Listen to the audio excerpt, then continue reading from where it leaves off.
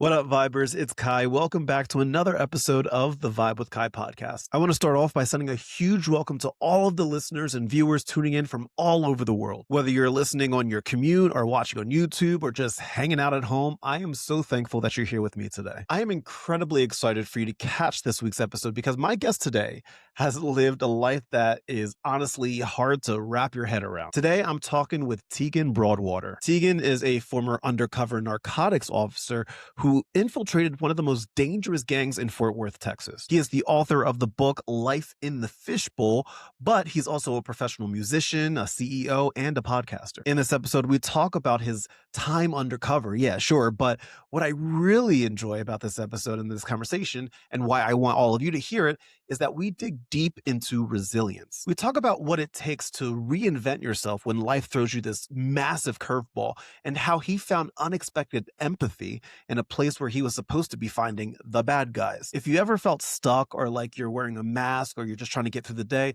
I think this conversation is going to resonate with you. Now, Tegan has a lot of amazing things going on. He has his book, Life in the Fishbowl, where he actually donates the profits to charities mentoring children of incarcerated parents. Like I mentioned before, he has his music and he has his podcast. I put all of the links to all of his work in the episode notes, so please go check him out after you listen, of course. Before we get started, I want to quickly encourage you to follow me on social media if you're not already at The Vibe with Kai on all major platforms: Instagram, TikTok, Facebook, Threads, you name it. I'm probably there. Also, head over to my website at thevibewithkai.com. And while you're there, check out my digital store. I've created ADHD guidebooks, ADHD audiobooks, and video deep dives specifically designed for adults to navigate the chaotic world of ADHD. And lastly, if you want to support the show and get even more support for yourself, check out my Patreon page. For only $5 a month, you get access to exclusive premium ADHD content and strategies and personal updates that I don't post anywhere else. It really is a great community, and I'd love to see you there. With that said, thank you again for being here with me today. Take a deep breath, get comfortable, and please enjoy this week's episode of the Vibe with Kai podcast with my guest, Tegan Broadwater. I want to welcome our guest today, Tegan Broadwater, to the podcast. What's up, Tegan? What's up, man? What's up? Thank you for having me, brother. Appreciate it. Yeah, absolutely. I always say you're on the West Coast. I'm on the East Coast. I live in Philadelphia,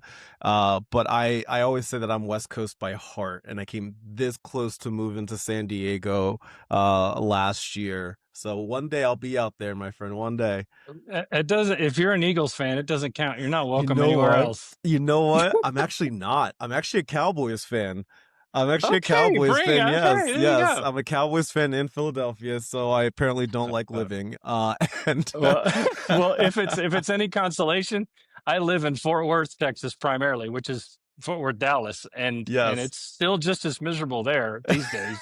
Listen, the way that everything's been going lately, yeah, I feel you. Oh, I totally it's a feel you. rough ride. Yeah, it's not fun right now, but it's all good, man. Yeah, I'm really happy that you're here. And I want to get, I want to start off by helping people get to understand who you are, what you're all about, so on and so forth. So you've lived more lives than most people can even dream about. Like I said, musician, undercover cop, author, CEO. When somebody asks you, Tegan, what do you do? Right? So you're at a dinner party and they're like, what do you do? How do you even begin to answer that question? Yeah, that is interesting. Usually, I try to kind of dumb it down, really, because Yeah. I own a company, and or I'm maybe an author or something. It Mm-hmm. depends on the context, honestly. Yeah. Especially since I've come around and started meshing some of the things that I used to do with what I Mm-hmm. currently do. But ultimately, everything I do, whether it's the business or the book or the experience that I leverage or podcast, it's finding ways to bring people together through conversations that most people don't have opportunities to have because Right. they only see the extremists out there and the people that Mm-hmm. scream the loudest, and I Yep. think They have most the of us are still here megaphones. in the middle. Mm-hmm. Yeah, so Yeah. really it's just about making a positive difference and trying to Mm-hmm. bring people along for the ride, and I think Yeah. everything that I do is easily tied into that. And it really is. And before you were, before you were quote T, the undercover operative, you were T, the musician. I want to talk music for a second. What did music give you in those early years that maybe prepared you for the craziness and the chaos Oh of man. undercover life later on? A ton, really, Yeah. because my experience in music, starting from an early age, was playing in multicultural bands. I mean, I started out playing in Houston as the Hmm. underage kid, driving into the third ward into dangerous Hmm. neighborhoods that I didn't Yeah. know to be dangerous at the time. I had no Yeah. clue, but Yeah. all my bandmates were there, and we'd go into the hood and rehearse in the barn, Yeah. and I'd go travel to Victoria and all these little places and be the white kid in the black clubs and stuff. Yeah. I garnered great relationships musically. I mean, you want to teach a white kid how to groove, stick them with a bunch of dudes Yeah, that man. play authentic soul and funk and Yeah, R&B man. stuff, you know. So Hmm. it was a lesson in life and culture. I had opportunities to go and sing in, small, black churches, Yeah. and just realized that, wow, this is my first experience, and I would lose my voice for 2 months just Yeah. trying to sing over the person next to you. Yeah. So culturally and musically, it was both influential. But I think the greatest equalizer is the fact that when you go in, whether it's undercover or you're meeting new people or whatever, the greatest equalizer, if you have a difference in culture or opinions or bias or whatever, is that music is music is Mm. music. And I think that's just a really cool, commonplace to Hmm. focus and begin a conversation or to groove or to just have some kind of thing in common and find out what inspires people. Music's kind of a universal way to relate to other people. It really, really is, and I find that it's as long as like my whole thing, the only thing that differentiates me from a on the music side is if you're clapping on one and three instead of clapping on two and four, then we might have an issue, Tegan. We might have Yeah. an issue. I um, shan't. No, I shan't do that. I promise. As white as I am, I will still give you your 2 and 4. I'll even I lay back on appreciate them. that. I appreciate that. You write in your book Life in the Fishbowl that this wasn't about just like busting bad guys, right? It was about saving a neighborhood. Right. What made you personally invested in that community and those people? Was it because of your experience, like that you were just talking about before? Was there something more? I had experience working in that neighborhood, ironically, Yeah, in uniform and going down there and answering calls, and they'd always make sure everybody went too deep because it was yeah. one way in, one way out, and everybody had lookouts, and there was tons Mm-hmm. of shootings and violence there. And I found out in short order answering calls and finding out, we go answer a family violence call, and somebody's still standing there with a bloody knife, and there's blood Right. everywhere. Kids are screaming and running all over the place, and we're trying to cordon off things. And then at the end, you're taking these two kids across the street to an auntie's house, and it Yeah. wasn't their original parents anyways. The original parents are missing, and they're staying with grandparents who are now fighting. And you just start thinking, man, this perspective is incredible because some of the old people are trapped there. You're talking about poor neighborhoods essentially. Yeah. These are the highest crime ridden communities are poor communities. Yeah. But it's not that poor people are criminals. It's poor people are trapped by criminals because they can't afford to do the, hey, well, this neighborhood's getting bad. I'm going to up and move. You can't afford to up and move. So Mm-hmm. something else has to give. And those jackasses that are causing all the problems are the ones that need to move. And so Absolutely. that was truly the inspiration behind it, Mm-hmm. is just recognizing that there are truly good people trying to do the right thing, and kids and everything else that are just ultimately contributing to the cycle if nobody does Yeah. something about it.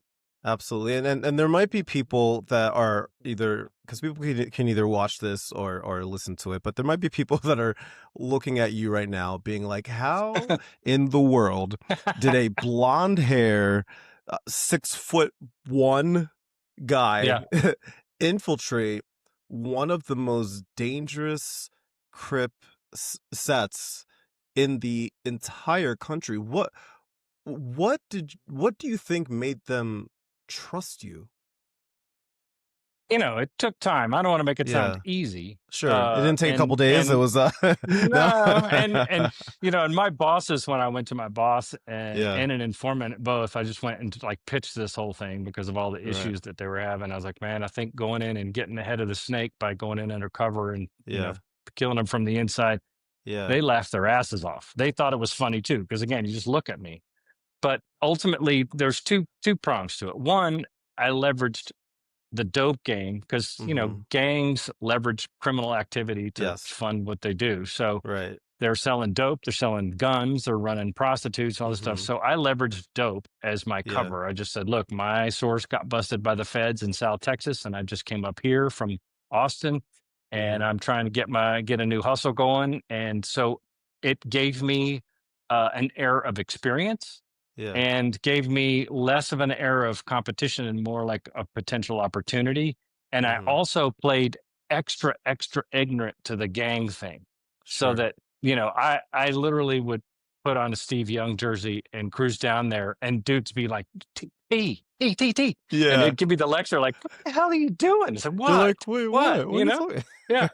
So I just let him explain that, because I thought the less I play on that gang tip, the Yeah. more success I'll have, because Right. even to them it's obvious that, obviously I'm not trying to be a Crip. So Right. if I Right. make it terribly obvious that I have a different set of circumstances, I just Yeah. became as life would parallel, I became an opportunity for somebody to make money. And even when Yeah. somebody's suspicious, it's like some of these old folks that get calls from these scammers. Mm-hmm. They want what they're saying to be true, Yes. and that first inclination is what makes them decide. Because every time something happens that makes them think, "Wait, I shouldn't do this," they Yeah. try to talk themselves out of it. And that's exactly what happens when these kids, I suppose 25-year-olds, whatever, Right. these 25-year-old gangsters are trying to make money.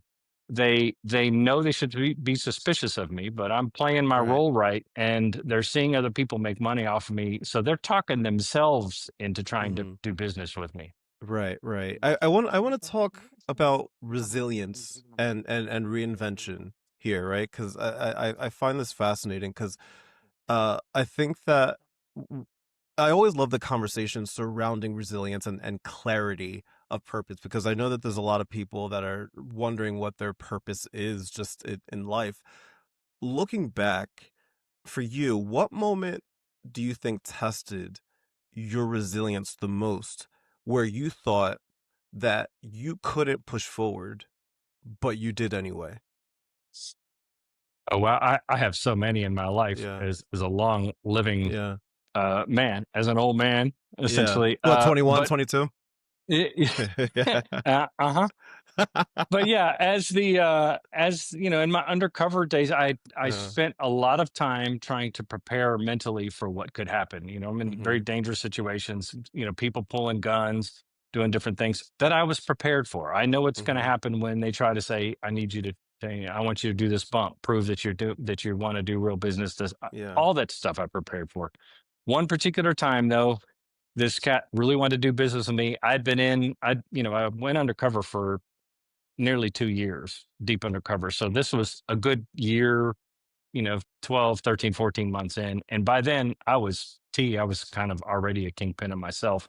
Right, And so right. people asking me from the neighborhoods, they want to do deals with me. And if they Mhm. weren't cripping, then I wasn't interested, because I wasn't trying to make a dope case. Right. I was trying to gather these crips.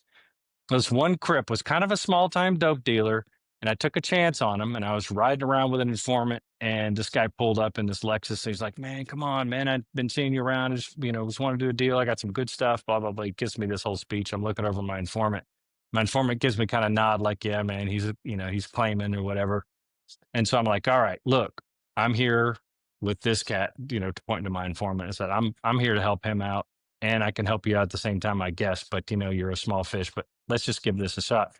We go drive to his house. So again, I'm stooping to his level essentially. We drive to this old, dilapidated, clapboard 50s built house, and Yeah. you go through the fence in the front yard, and then you go through the burglar bar cage, and you go through the door, and they're locking everything behind you, so you're locking yourself in. It's a typical house set up with a couch on the right side, a giant screen TV on the left side, a console table there with some dope and a gun and a scale, and pretty much nothing else in the whole house. Yeah. And is a typical trap house, right? And so those two cats sit on the couch, and we're just having a conversation before we start doing some business. And the TV is on, and I'm standing up, and I hear from behind me, as I'm standing in front of the TV, a familiar voice. And the voice turns out to be my own, from an episode of Cops that I shot in 1999. And so you've got to understand the time period, because this is one in a million, not in a today it'd be one in a trillion. But Right, then it was one right. in a million. Yeah. But they only had three main Yeah, channels back and it's not then. like This was it's, like, on 99. demand where you could just, like, choose to watch like, it was on at Right. that time. Yeah, yeah, yeah. Right. And what did you watch in jail? You watched network television, and Yeah, Cops was on all the time. And Fort Worth is where I worked, and Fort Worth Cops was on rotation all the time. yeah. And so these cats watch that stuff all the time, and had it tuned in. And that's the one thing, even in the book, that I couldn't actually make any quotes from. I had no idea what I said, but I filibustered like a mug. I was just Oh, yeah. talking and freaking out, and you know, acting a fool, and ended up hurrying the deal and getting out. And the guy get in my car, and he's like, "Man, T, what is the matter with you?" I was like, "Man, you don't even know." So they didn't know. I was even more of a nerd with even, the high cut hair or Yeah. whatever in a uniform and looking all like an extra dork. But it freaked me out, because every deal that I had to do after that m- planted the question in my mind: Have they seen this now?" And Mm, so as much confidence and street cred as I built to that point, I then had to question whether or not I really was going to be able to go forward with this, because it's yeah, that intangible thing that I have no way of knowing in advance if something has happened or not. yeah. And I had to just take the faith that I was doing this for the right reason.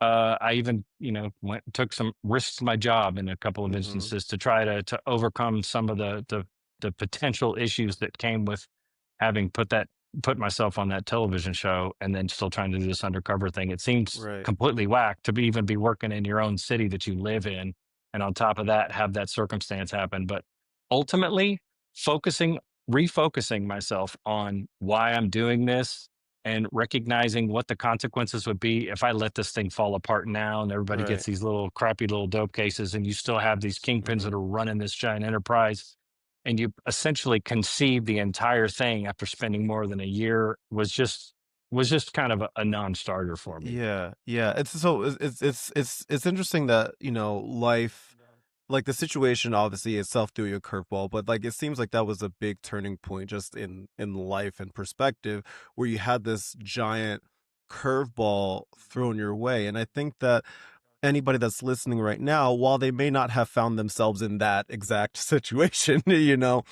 but there is times where I'm pretty sure somebody might have been in a situation uh where a curveball was thrown at them like that, and they have to take a step back and evaluate, how they feel about things, how they approach things, what they thought they felt about something, so on and so forth.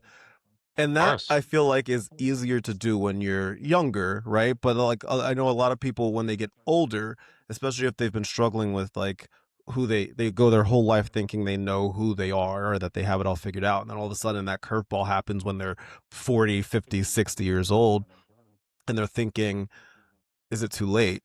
Right?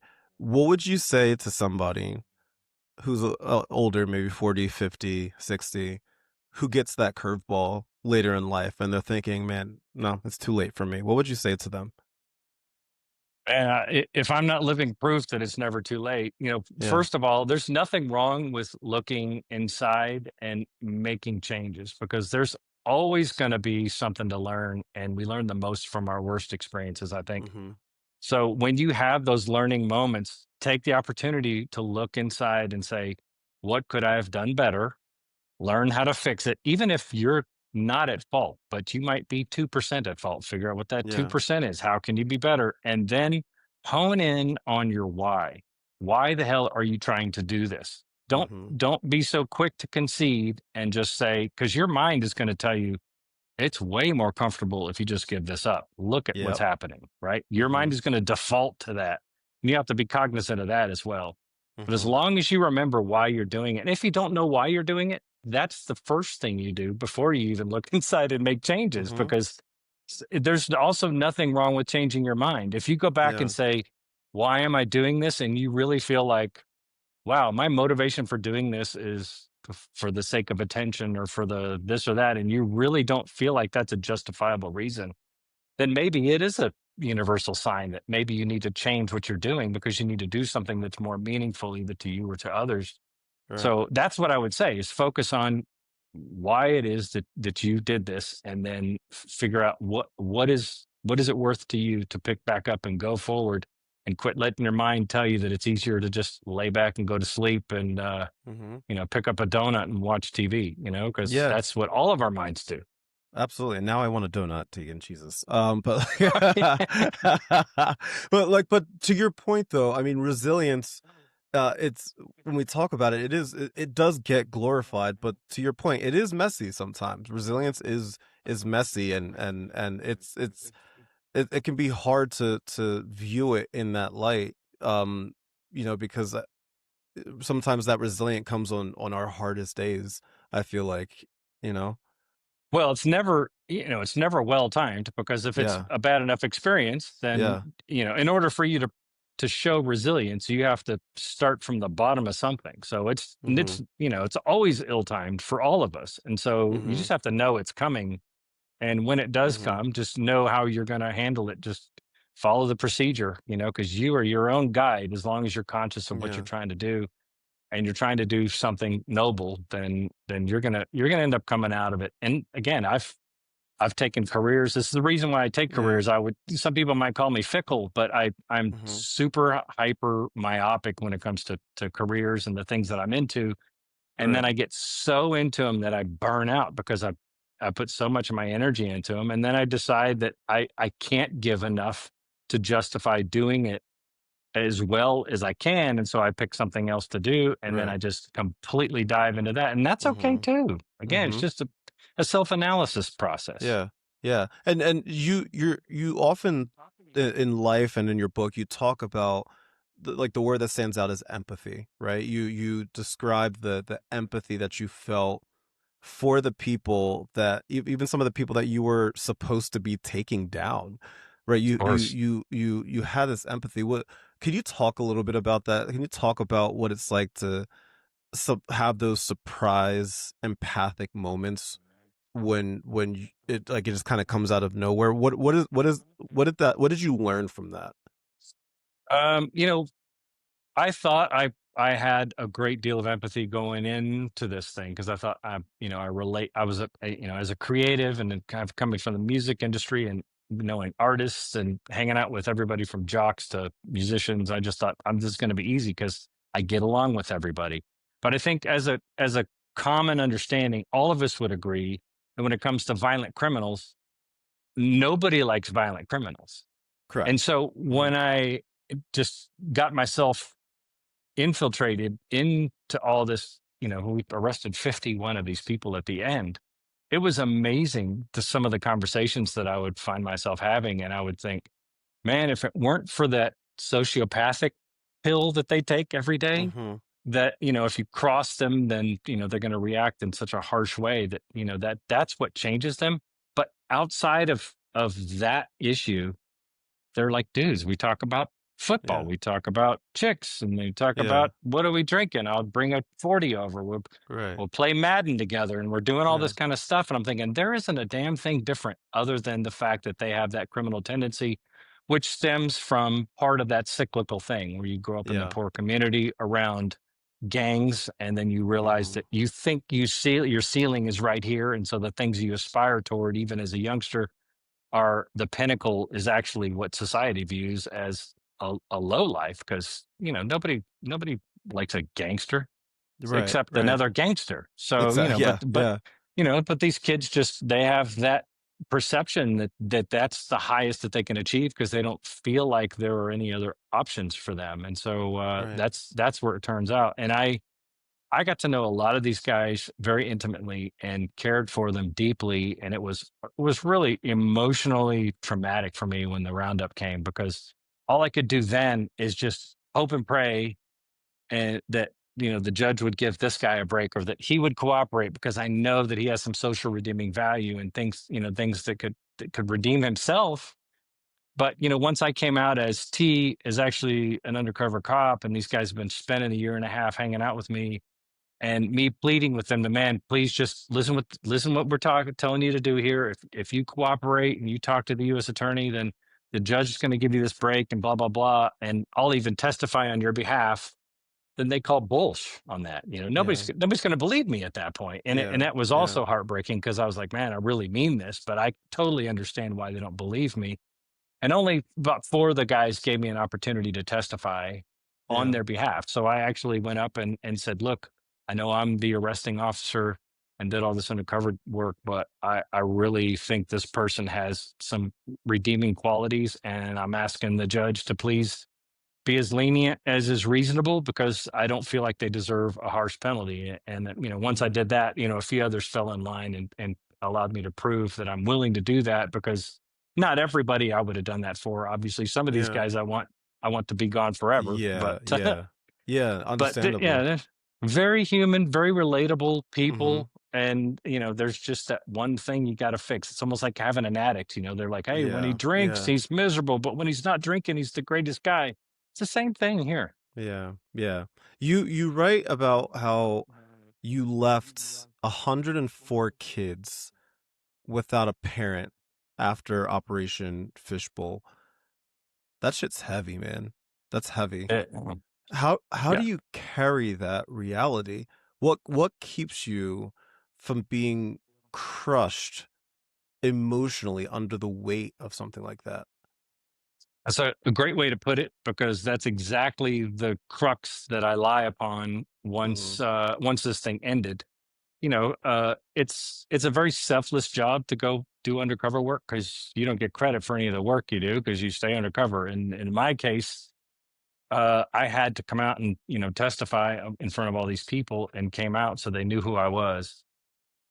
People afterward, they get accolades and awards and blah blah blah, whatever. But they're like, "Man, you need to write this book. It's a crazy story." Nah, I mean, I for what? I Right, couldn't. It right. was pointless to me. And I was already emotionally crushed just seeing these guys go away. Mhm. But then as you debrief these folks, and we had some of these cats would have 3 and 4 children within a calendar year, and Yeah, they'd be wow, like, jeez. we'd ask, "What's their name?" And they'd say, it's Calvin's. I can't remember his middle name, but blah blah blah. And I'm like, "This is your kid, dude." Yeah, yeah. Um, and that stat specifically, I once that started coming to light to me, we took account, and that's how I know 104 children were then left from this specific operation fatherless. And I already knew damn well what's going to happen when you leave that many kids in this Yep. same once gang ridden, fatherless environment. Then somebody in 20 years just have to come along and go undercover Mhm. and arrest all these And people. do I it said, all over what is again. yeah, Yeah. what's the point of that? Mhm. That was what, and how I got off the crux. And this is one of those pivotal moments. How I got off that crux is that's why I wrote the book. I wrote the book. I made it as candorous as I possibly could. It's not a superhero book. It's real life. Mhm. The first time I Yeah. ever made the national news was for an F up. It's not for anything great that I did, and it's Mhm. blatantly put in the book. Everything's in there, good, bad, and indifferent. Mhm. And we donate all the profits of the book to charities that mentor children of incarcerated parents. And I continue to support charities like that, whether it would be with my time or speaking or Mhm. donating, continuing to donate all the profits, because that in turn is the final piece of the solution. Yes. It's almost like when people say, hey, we're so concerned about this human trafficking. I don't know, you have tactical experience. We want to put together this team and go Mhm. rescue all these people. That's great. But then what? Like, then what? Mhm. They're just going to Mhm. end up right back out there after you Yep. risk these people's lives. Right. So that's the end. Did the rest need to happen? Yes. Is that the end game? Absolutely not. It's the first step in trying Yep. to come up with a whole solution to stop the cycle of violence that occurs when they become fatherless. So now Right. these after Right. school programs are now teaching them, not just mentoring them in school subjects, but a lot of these places are saying, hey, we don't care what your grade is. I want to see what your conduct grade is. Sure. Because Sure. if you're paying attention and behaving yourself, you're going to learn. And Yeah. they hold these kids accountable. They teach them how to look you in the eye and give a firm handshake. They teach you how to Like these do, like life lessons that come in handy. Yeah.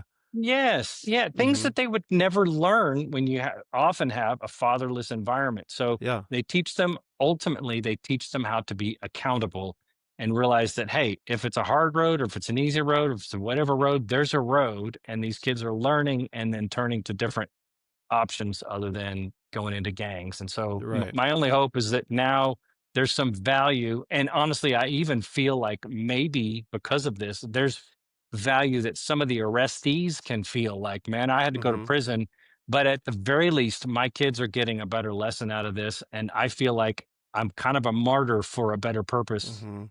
And I can only hope that they feel that way, because I do feel Right. like, for it was a good purpose all the way around. It was a lot of Right. suffrage, but I think for the better good.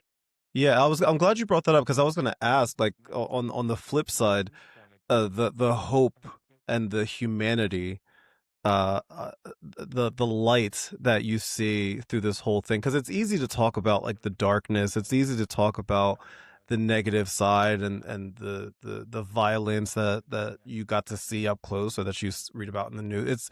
It's really easy to talk about that. Right. But I also want to make sure that we highlight the I guess feeling of hope that there is out there, and that there is proof that people can change, that situations can change, and things like that. What after all of this, what type of hope do you have now that you view things? Some time has gone by. Do you have hope about not just that community but similar communities around the country?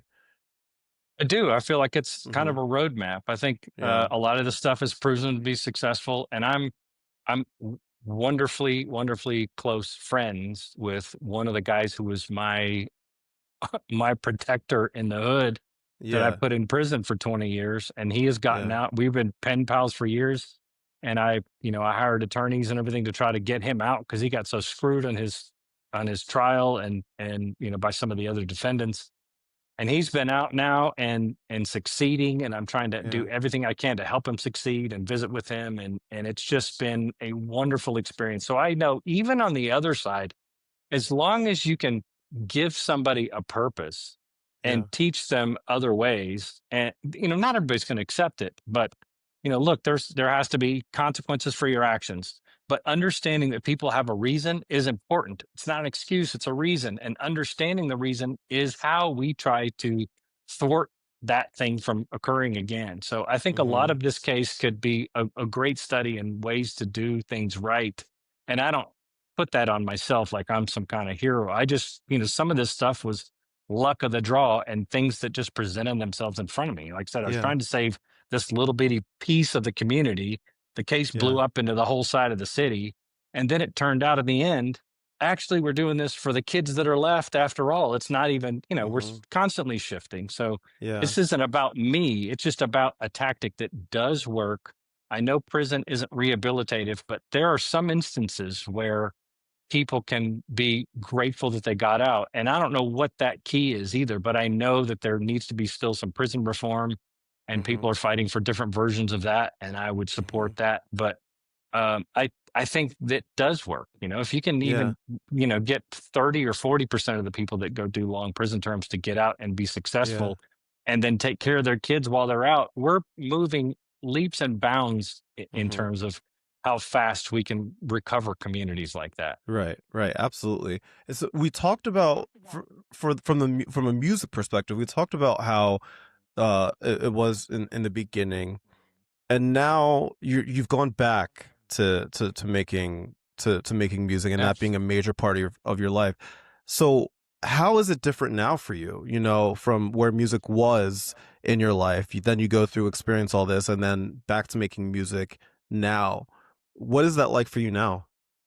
And it's in a completely different game, first of all. I Yeah. mean, Yeah. I was playing back in the day when we were touring on the road in an '87 Suburban and sharing beds Yeah. at Days Inns, Yeah. Yeah. and had mailing lists that you would get people on, and we would literally sit down as a band and have some Kinko's copies of stuff and autograph and write Yeah. personalized notes and lick stamps and send them to Mhm. people. Mhm. Um, the the main difference now, I think, is it's not a huge difference back then, because back then we sang about, you know, uh, righteousness and redemption and racism and all the Mhm. things that, you want to just bring about in terms of just something for people to think about. It's the same Yeah. thing I write about now, but I have such a more poignant point of view. I've lived a life. I'm 25 years old on the road. I was probably more marketable back then, but Mhm. I am so much wiser now, so that the things that come out of my mouth and through a pen or through a microphone now are things that come from experience that I can attest testify to, as opposed Yeah. to, only imagine. And kids now will probably protest that too and say, well, I'm 25 and I know a lot. And look, you know a lot at 25, that's fine, but when you turn 50, 55, 60, you're going to be like, wow, I only Mhm. dreamt that I knew a lot back then. And so I, Yeah. I feel like I can leverage real life experiences outside of myself, such as that, those undercover experiences, the Yeah. individuals that I broke bread with and shared 40s with, Yeah. and the, Yeah. the experience with the kids and seeing success stories and things like that, to me is just, it's moving. So that's what comes out of my music now. Yeah. So and on top of that, the other piece of this is the leadership, the business, the entrepreneurial side of things that you do now. Your company, Technical Systems Network, is built on veterans and service, which is amazing. What have you learned about leadership from working with people who have, been out there, have seen the combat and the chaos, as veterans? What have you learned as a leader? I've learned a ton. I had no Yeah. business starting a business, because I just come from being a musician and being a grunt cop and whatever. And then I started a Yeah. company, for heaven's sake. So really what I did dive into was learning business and leadership. But ultimately, I think really it's about authenticity and Mm. getting buy-in from the people that you're working with, that like, hey, I'm not supposed to be some kind of pinnacle owner, whatever. That's not how Mhm. I intend to be viewed. There are Right. hierarchies by default that people kind of need to be able to understand how things work sometimes. Mhm. But ultimately, if you can impress upon people that come on board that you're both working toward the same goal, Mhm. and put simply, it's, we serve beyond expectations. So whatever you do, you could plug that into any company. And if you Right. can learn how to leverage your creative brain, which is easier for me and harder for me to Mhm. be organized, but Yeah. leverage that and try to find ways that you can say, this is what my job description is. What can I do that's kind of above and beyond? And just try to think of little bitty, simple things each day to serve other people. It's truly rewarding. And I think people that come from law enforcement, or especially the military, are adept in saying, look, I'm doing this only a little bit for myself and a lot Yeah. for the service of my country. So a lot of it has to do with, you want loyalty, but Mhm. you earn loyalty. So really, Right. you just got to understand that, hey, we're in this together. We have a common goal. And Mhm. military people have a great way of understanding that in short Yeah. order versus civilians. Right, right. I'd be remiss if I didn't ask, because I know that there's going to be a lot of people that think this. There's some people that might be listening or watching and saying, you know what, Tegan, this all sounds great, but I feel as though that, cops and authority figures have done a lot of harm to communities like this. How do you hold space for that criticism while still telling your truth through the experiences that and the things that you have seen? How do you juggle that? First of all, great question. I think that's terrific thinking on your part. It's not hard for me to juggle that, because I don't Mhm. identify as one thing or the other. I have Yeah. every time. First of all, I will agree that cops have done damage to communities like that. I will concede that. You're absolutely right. There are other cops that have done absolute wonders in support of Right. them, but that's where the miscommunication Mhm. comes. They think you're on one side or you're on the other, and every time we have a new cop incident where some crazy jackass, chokes somebody out, or Mhm. somebody gets shot or Right. whatever, I get phone calls from both sides. I get Right. cops calling Right. me and saying, dude, can you believe they think this and this and this? And I'll Right. have, some singer over here that calls me and said, man, it's the black community's getting hit again, man. What do you think? Yeah. And I, and Yeah. I kind of find that beautiful because they know that I can talk them off a ledge no matter what side of the ledge that they're about to jump, Mhm. because I see it for what it is. I will call a cop out in a second. The the worst thing a good cop can do is turn his head or support a a Yeah. crappy cop. That's the worst Yeah. thing they can do. What good is Yeah. that? You're only making yourself, in a worse position.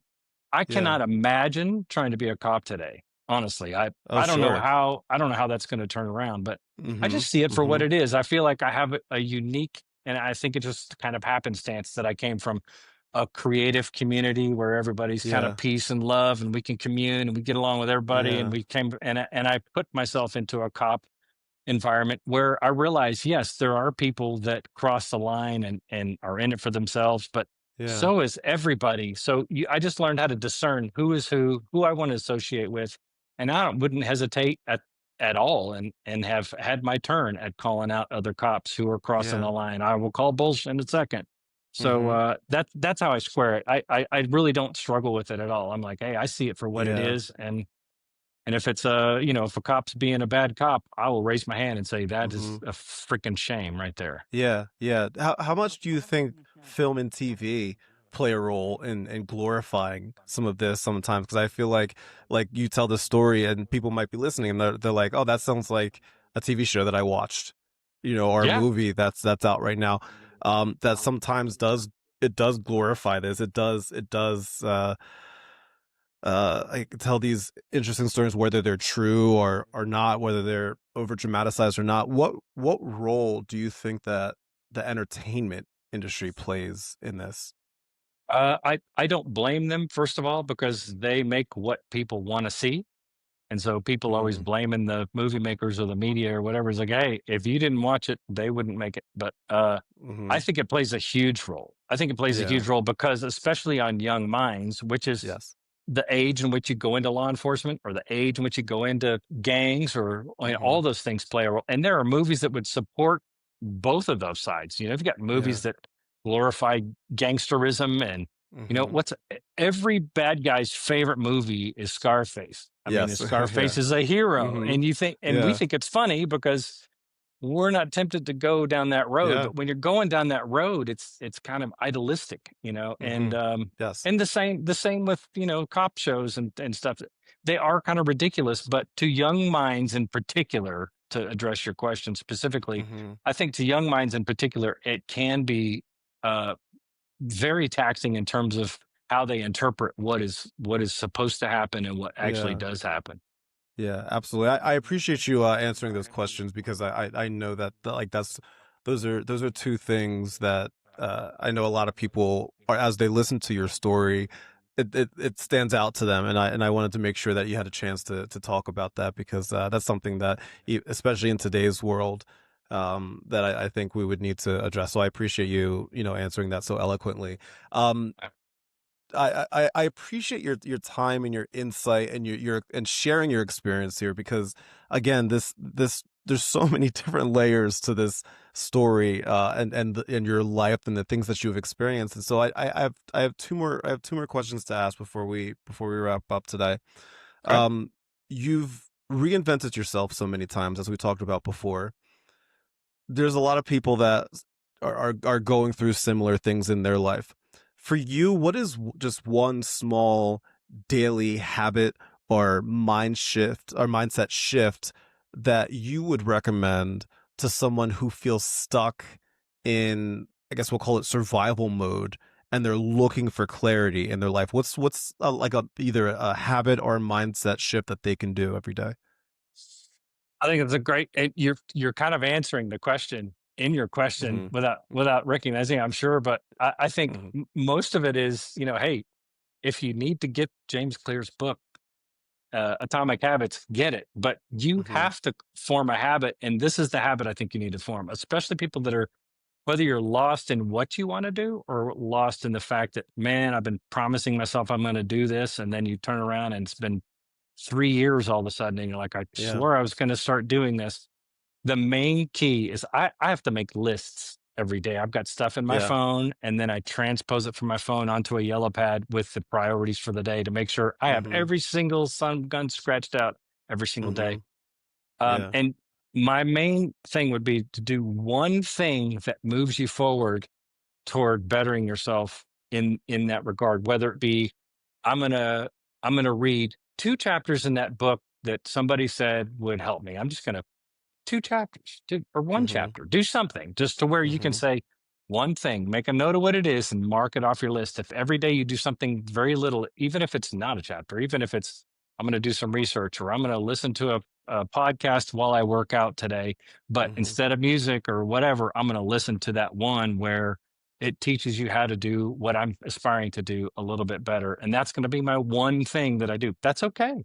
It's going to be a small thing that takes up little to no time, but Mhm. make sure that you have, out of the 7 days a week, you've got 5 at least days that have crossed off that I've moved forward, I've moved forward, I've moved forward. And as you make progress, you'll start wanting to put in more time.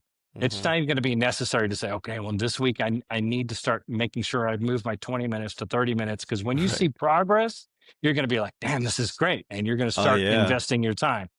So that's how Mhm. I would do it. You literally need to turn it into a habit. Pretend put it on your list and pretend your boss just told you this is due by 5 o'clock, and you just freaking do it. You don't consider to do it. You just do it. Yeah. Yeah, yeah. It's funny that you called out my question the way I asked it, because I come from that's friends. That's what we call a leading question. And if this was the court system, that's when the prosecutor or the lawyer would be like, objection, leading the Yes, witness. objection. Yeah, yes, Yeah. My mother, she worked for 35 years for the appellate court of New Jersey. And so I was always fascinated with the court systems. And if I wasn't doing what I was doing today, I would most likely be a lawyer, because I find the legal system fascinating, like yeah, in the best and worst way possible. I was the one person that still wants to get jury duty. Um, yeah. but I, You and but my I've wife both. never, Yeah. yeah, I love that stuff, but I never get selected because of my mom. Like, my mom was a prominent figure Oh, I know, and so once they see my last name, they're like, "Are you related to Diana Westcott?" And I'm like, "Yes." And they're like, and I'm like, "Oh, I'm not being selected for anything. I got a grand jury once. I got grand jury once, but that was it. yeah. So Well, man, no credit for me." you would kick ass as an attorney with Yeah. your natural curiosity and your ability to Yeah, come up man. with good questions. I mean, that's, you already have a knack for it. So I think you ought to Yeah. consider that. Or when you move to San Diego, they won't know who your mom is. That's true. That's true. Maybe, you know what? Don't give me ideas, Tegan. Don't give me ideas. My last thing for you, my friend, and I ask this to everybody that's a guest here. What is one thing that you want the people watching or the people listening? What's the one thing that you want them to take away from this episode today? I think for me, it's less about specifics in the story and more about realizing that once you come face to face with the fact that helping people outside of you is what life is really about, I think the faster you'll fast track yourself to happiness. I think a lot of people are so hyper focused on how they can become this and this and this. Hmm. If you will try to figure out along that path how you can incorporate helping someone else along the way and go out of your way and recognize that, man, the fulfillment and the level of reward that you'll get out of that, even if it's not obvious or even if they don't recognize it, I think that ultimately is what life is all about. And a lot of people Hmm. have to get really old before they recognize that. So hopefully Yeah. your audience will see the value in trying to see and help outside of yourself. Absolutely. Amen, brother. Amen. Tegan, thank you. Thank you so much, honestly, for joining me today, and for sharing again your story. But more importantly, sharing it with such honesty and such heart. I've been around enough people to know when somebody is genuine. And because I see through the bullshit a lot, because I've just met so many people and have had so many experiences, right? And I'm Yeah. sure it's the same for you too. So I can tell when I'm talking to somebody that's truly genuine, and I appreciate that, that you're here speaking from the heart. You Thank know, you. And it's not, yeah, I feel the same way. I yeah, really do. man. I think that, Vibe with Kai is about a Yeah. perfect title for today, man. You're a really cool cat, Yeah, and I man. appreciate you having me on. Yeah, man. A good Absolutely. dude. Again, thank you for clapping on 2 and 4, man. That was my main question. That's all I needed. That's all I needed, you know?